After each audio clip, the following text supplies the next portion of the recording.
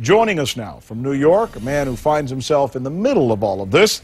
He is a former healthcare executive, Rick Scott, chairman of the group Conservative for Patients' Rights. Good afternoon, Mr. Scott.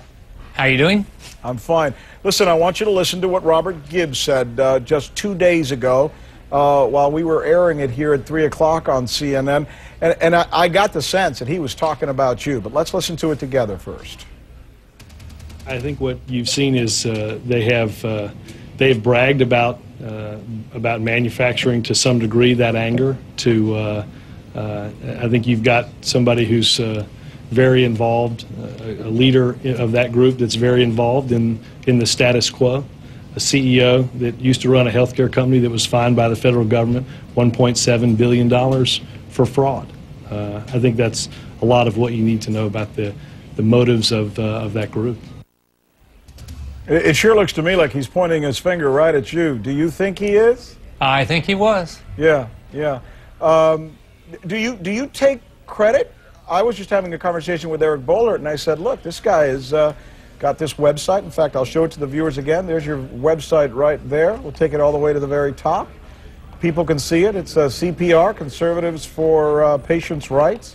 And there you tell people where they can go to these town hall meetings. You tell them what they can do. You show them videos of what's been done so far. Some people have used the word orchestrated. I'm not sure what word you would use, but do you take credit for making sure this is going on? It'd be nice to, right? But because I believe that people ought to show up to these meetings. They ought to be nicer about it, but they ought to show up to these meetings and tell what they think. I think they ought to show up whatever side you're on. You ought to let people know. I mean, we're going through a significant debate about what ought to happen in healthcare. Show up and tell them what you think. But let's be fair about this. You're not trying to get everybody to go. You're trying to gin up the people who are going to be on your side. I mean, you got a lot to gain from this, don't you? Well, I clearly believe that government-run healthcare will be bad for you as a patient. It'll be bad for you as a taxpayer. It'll be bad for our country. But most importantly, it'll be bad for you as a patient. Now, would I rather people show up that care about the debate on the way I believe? Absolutely. But when I'm on radio, I'm on Law to Talk Radio, I say, show up, read the bill.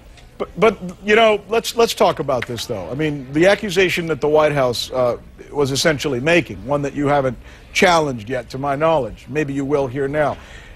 Columbia Hospital Corporation, which you founded, which later became HCA, which made you, from my understanding, incredibly wealthy, was charged with defrauding the government for more than a decade and had to pay a record fine of $1.7 billion.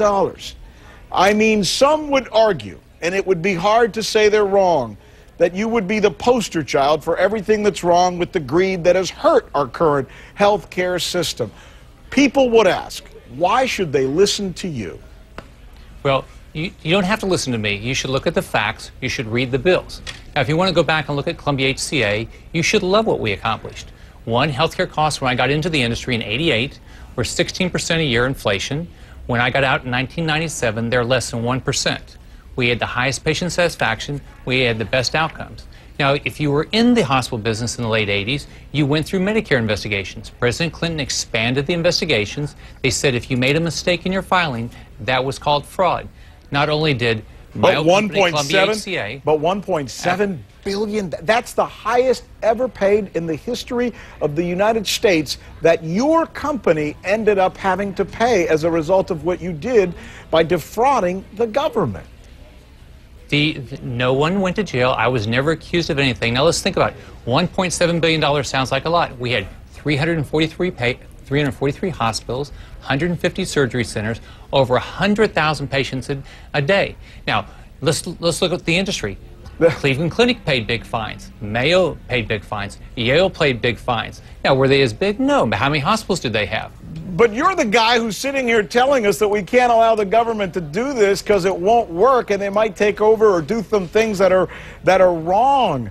How much more wrong can you be than what you just said? Not only is your company screwed up, and you just admitted to it, but you're saying, and look at all the other companies, they did the same thing.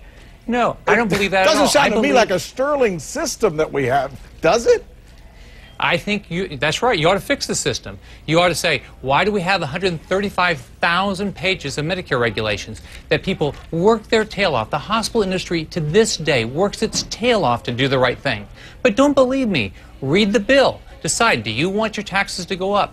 Do you want a UK system? Do you want a Canadian system? Some people would answer yes, they do. As a matter of fact, in Canada, I think they pay 1/2 of what Americans pay for health care. And most of them are proud as pudding of their health care system. They write me here every day saying, I can't believe Americans don't like our system. We think it's absolutely fantastic. By the way, let me ask you a question.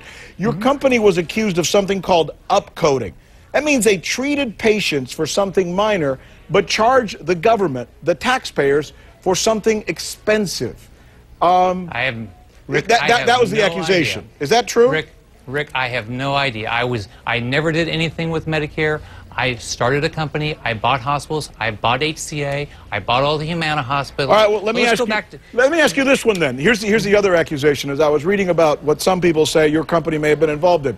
Your company would go into a region, they would buy up all the hospitals, and then they would shut them all down except for one to make that one hospital very powerful. I mean, I guess that's a good business plan, but is that good for patients?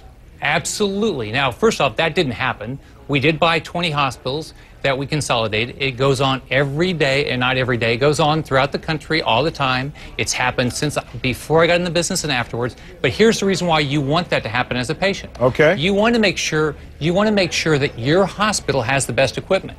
So if you have a hospital that has more patients and can afford the best equipment, you want your hospital to be successful. They can have the right equipment. They can hire the right employees. Well, I'm reading a report here, though, from the Post and Courier that says they say your hospitals had consistent, dirty facilities. The doctors say the gloves they were asked to use to operate were so cheap they would break, and nurses say they had to treat so many patients they weren't able to handle the demand. Well, let's look at the numbers. How could I have the lowest cost to a patient? I did. You look at the studies. I had better patient satisfaction than the industry by a long shot, and I had better outcomes because we measured everything. So who probably put that out? No different than what's happening today. Unions put these things out because they want to unionize your hospitals. But if you look at the facts, lower prices, better outcomes, better patient satisfaction. But you're not saying all of these things are true. I mean, you're copying to the fact that your company had to pay $1.7 billion, which is still the most ever paid in the history of the United States, right? After I left, the company paid those fines. The company did not pay those fines when I was there. But hold on. And I bought. No, you're playing with the facts, sir. Let me tell you what happened. These charges were charged against your company while you were there, while you were the boss, and it happened over a period of 10 years. Yes, they were paid after you left, but they accused them of happening while you were leading the company. You know that. And Rick, it covered time frames before I bought those companies, and it covered time frames afterwards.